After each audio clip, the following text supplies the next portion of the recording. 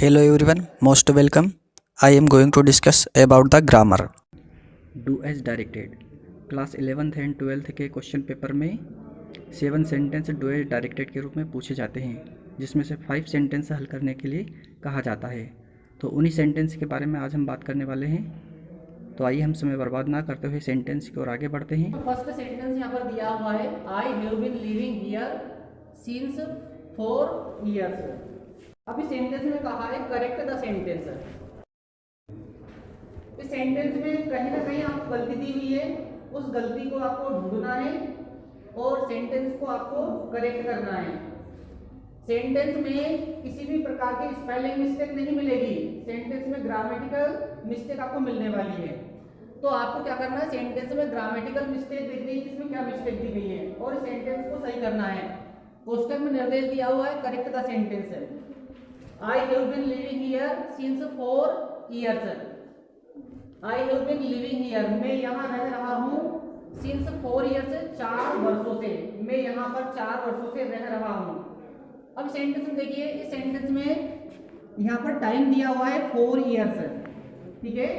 और टाइम के बिफोर यहाँ पर एक प्रपोजिशन दिया हुआ है since। कौन सा प्रपोजिशन दिया हुआ है यहाँ पर? since। तो सिंस क्या है?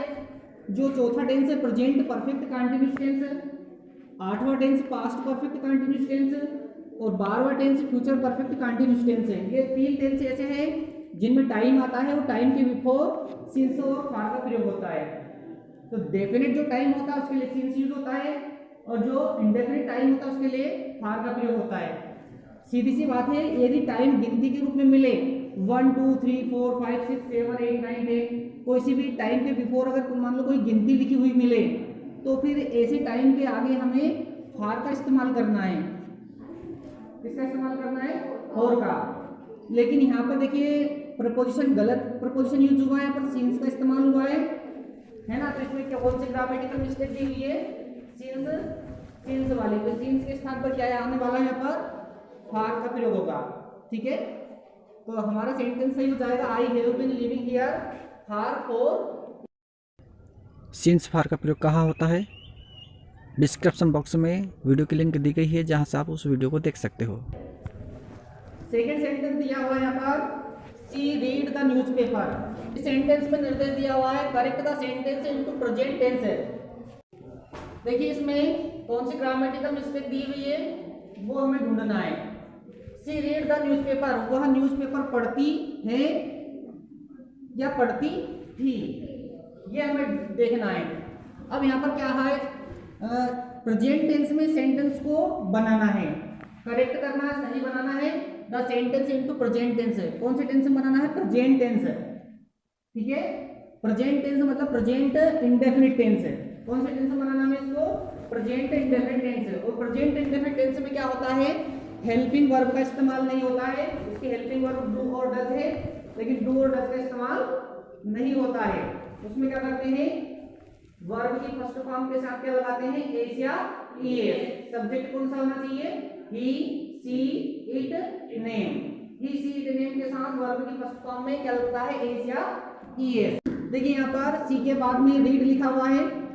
अब देखिए रीड, ये वर्ब की कौन सी फॉर्म होती है? First form. सेकेंड फॉर्म होती है रेड और थर्ड फॉर्म होती है रीड। तीनों फॉर्म की स्पेलिंग सेम है, रीड, रेड, रीड। पढ़ने का अंतर केवल फर्स्ट फॉर्म को रीड पढ़ते हैं, सेकेंड फॉर्म को रेड पढ़ते हैं और थर्ड फॉर्म को वापस रीड पढ़ते हैं। तीनों फॉर्म की स्पेलिंग सेम है।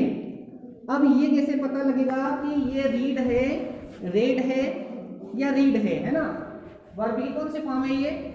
तो देखिए यहाँ पर ये यदि वर्ब की फर्स्ट फॉर्म होती, यदि वह वर्ब की फर्स्ट फॉर्म होती तो सी के साथ क्या लगा होता है? यहाँ पर एस जरूर लगा होता है प्रेजेंट इंडेफिनिट टेंस में, लेकिन ऐसा नहीं है। सी के साथ यहाँ पर रीड में एस नहीं लगा हुआ है, ठीक है। अब जब एस नहीं लगा हुआ तो समझ लीजिए सेकेंड फॉर्म है। कौन सी फॉर्म है ये? सेकेंड फॉर्म है, क्योंकि सेकेंड फॉर्म में कभी भी एस या एस नहीं लगता है। तो ये वर्ब की सेकेंड फॉर्म है। अब क्या है? सेकेंड फॉर्म है तो हमें बनाना है सेंटेंस को प्रेजेंट टेंस में बनाना है।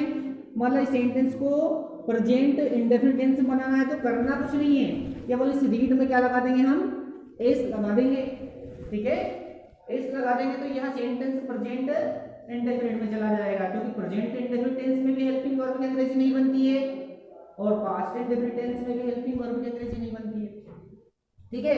तो ये सेकंड फॉर्म से हमने कौन सी फॉर्म बना दिया, फर्स्ट फॉर्म बना दिया,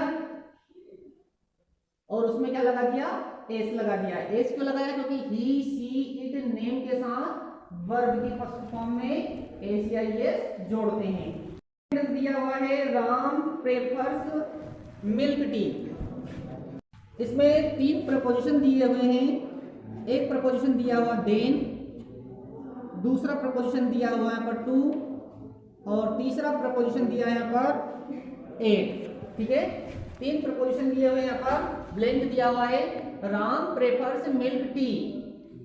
राम प्रेफर्स, प्रेफर का मतलब होता है अधिक पसंद करना, राम अधिक पसंद करता है मिल्क को, टी से ज्यादा, मतलब टी की अपेक्षा मिल्क को वह ज्यादा पसंद करता है। यहाँ पर 3 प्रपोजिशन दिए हैं, देन, टू और एट, तीनों में से किसी एक प्रपोजिशन को हमें चूज करना है। आपने फिक्स प्रपोजिशन के बारे में सुन रखा होगा। फिक्स प्रपोजिशन ऐसे प्रपोजिशन जो किसी वर्ड के साथ फिक्स रहते हैं, ठीक है। जैसे अराइव के साथ एक यूज होता है, बिलोंग के साथ टू यूज होता है। तो कुछ वर्ड ऐसे होते हैं जिनके साथ एक फिक्स प्रपोजिशन आता है, ठीक है। अब इसी प्रकार से यहाँ पर प्रेफर के साथ हमेशा टू यूज होता है, ये ध्यान रखना। यह सेंटेंस कई बार कॉम्पिटिशन एग्जाम में भी पूछा गया है। चौथा सेंटेंस दिया हुआ है ही डाइड मलेरिया। यहाँ पर 3 प्रपोजिशन दिए हुए हैं, फर्स्ट दिया है ऑफ, सेकंड दिया है फ्रॉम, और थर्ड दिया हुआ है बाय। ही डाइड मलेरिया, वह मलेरिया से मर गया। जैसा कि हमने बताया था कि फिक्स प्रपोजिशन, यहां पर भी एक वर्ड दिया हुआ डाई। डाई किस होता है, मरना, डाई की सेकंड फॉर्म दी हुई है डाइड।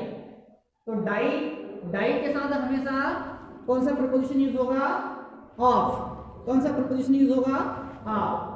ये भी एक फिक्स वर्ड है, फिक्स प्रपोजिशन है। तो यहाँ पर कुछ स्टूडेंट फ्रॉम यूज कर देते हैं, है ना, कि वहां मलेरिया से मर गया, से। फ्रॉम का मतलब से होता है, तो अर्थ के आधार पर कौन सा प्रपोजिशन यूज करके आते हैं, वो फ्रॉम। बट हमें फ्रॉम यूज नहीं करना है, इस डाइड को देखकर, इस डाइड को देखकर हमें आप का इस्तेमाल करना है, क्योंकि यहाँ पर डाइड हमेशा आप को ही लेता है, ठीक है। क्लियर हो गया। फिफ्थ सेंटेंस दिया हुआ है Kolkata is bigger than Mumbai. Rewrite using big positive degree, ऐसा होना था। ये क्या करना है, इसको बिग करना है, बिग लिखना है और सेंटेंस को पॉजिटिव डिग्री में बदलना है। ध्यान दीजिए थोड़ा सा इसको। Kolkata is bigger than Mumbai, Kolkata Mumbai से बड़ा है। अब ध्यान दीजिए सेंटेंस के अर्थ पर थोड़ा सा ध्यान दीजिए। इस सेंटेंस में बड़ा कौन है बताइए, किससे बड़ा है ये, वो ध्यान रखना हमें। Kolkata is bigger than Mumbai, sentence में हमें बिग का इस्तेमाल करना है, पॉजिटिव डिग्री बनाना है, मतलब इसको बिग बनाना है। बिगर से क्या बनाना है, इसको बिग बनाना है और पॉजिटिव डिग्री बनाना है। सेंटेंस में अर्थ परिवर्तन नहीं होना चाहिए। सेंटेंस में कोलकाता एक बड़ा शहर है, तो जब हम इसको पॉजिटिव डिग्री में बनाएंगे तो भी कोलकाता बड़ा ही होना चाहिए, ऐसा नहीं कि मुंबई को बड़ा कर दो आप, ठीक है।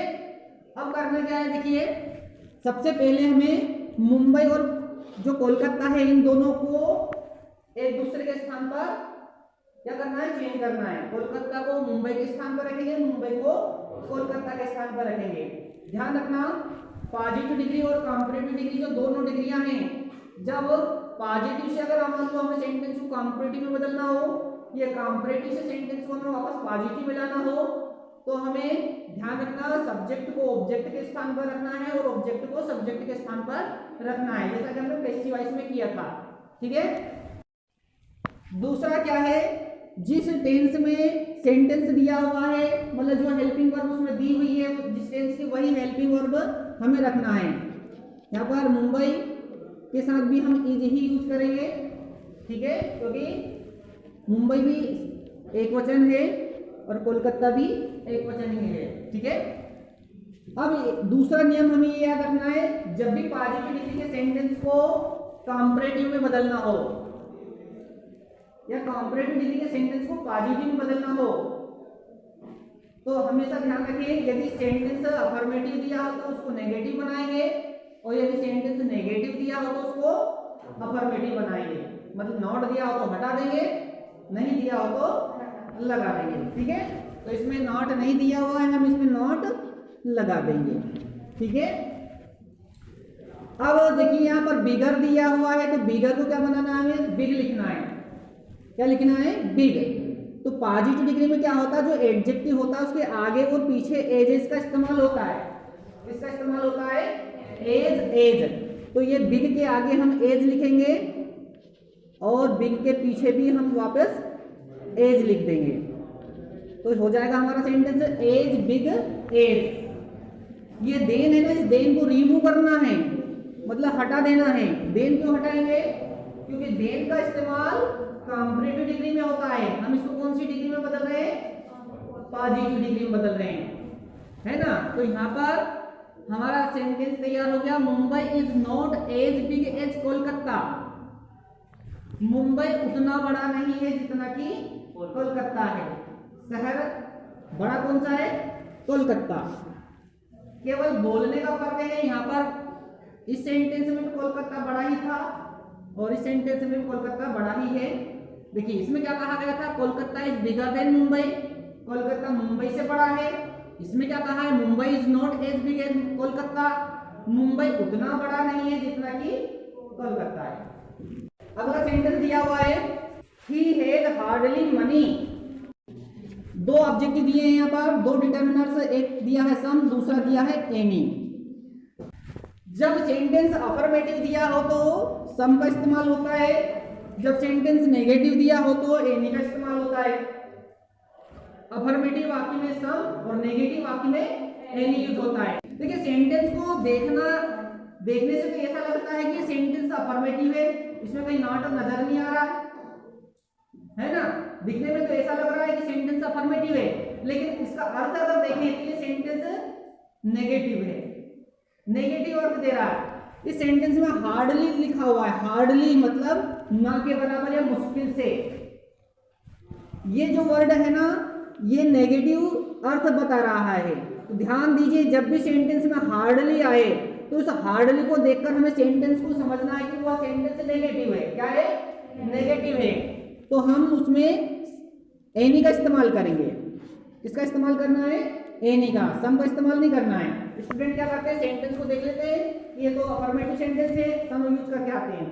ठीक है, बट ये सेंटेंस अफर्मेटिव नहीं है, सेंटेंस कैसा है, नेगेटिव दिया हुआ है। लास्ट सेंटेंस दिया हुआ है पर, सातवां वाक्य दिया हुआ है, she puts the book in the box yesterday. Correct the sentence. इस सेंटेंस में एक ग्रामेटिकल मिस्टेक दी हुई है, वह पुस्तक को बॉक्स में रखती है और आगे कह रहा है यस्टरडे, कल। तो ये कैसा अर्थ हो गया, है ना। कल रखती है थोड़ी आया, रखती थी या उसने रखी थी, कल उसने पुस्तक को बॉक्स में रखी थी, ऐसा अर्थ होना चाहिए। तो क्या ग्रामेटिकल मिस्टेक दी हुई है उसने, यहाँ पर वर्ब प्रेजेंट इंडेफिनिट टेंस में बता रहा हो, तो ये यस्टरडे को देखकर पता चल रहा है कि यहाँ पर बीता हुआ कल है, समय निकल गया है, मतलब पास्ट टेंस में। और पास्ट टेंस में कौन सी फॉर्म यूज होती है, सेकंड फॉर्म यूज होती है। कौन सी फॉर्म यूज होती है, सेकंड। देखिए पुट की फर्स्ट फॉर्म, सेकंड फॉर्म और थर्ड फॉर्म तीनों एक जैसी ही होती हैं, जैसा हमने रीड का बताया था, तीनों फॉर्म एक जैसी होती है। लेकिन देखिए इसने एस लगा दिया ना पुट के साथ, तो ये एस क्या बता रहा है कि ये वर्ब की फर्स्ट फॉर्म है ना, क्योंकि सी के साथ एस लगता है प्रेजेंट इंडेफिनिट टेंस में, तो एस लगने से ये पता चल रहा है कि ये वर्ब की फर्स्ट फॉर्म है। तो जबकि हमें ये यस्टरडे को देखकर तो सेकंड फॉर्म लगानी थी, तो सेकंड फॉर्म ये आनी चाहिए, और सेकंड फॉर्म में कभी भी एस ये नहीं आता। तो क्या ग्रामेटिकल मिस्टेक है यहाँ पर, पुट के साथ एस लगा हुआ, जबकि हमें यहाँ क्या लिखना था, पुट लिखना था केवल। She put the book in the box yesterday, उसने पुस्तक को बॉक्स में कल रखा था, मतलब कल उसने पुस्तक को बॉक्स में रखा था। तो ये सेंटेंस पास्ट इंडेफिनिट टेंस का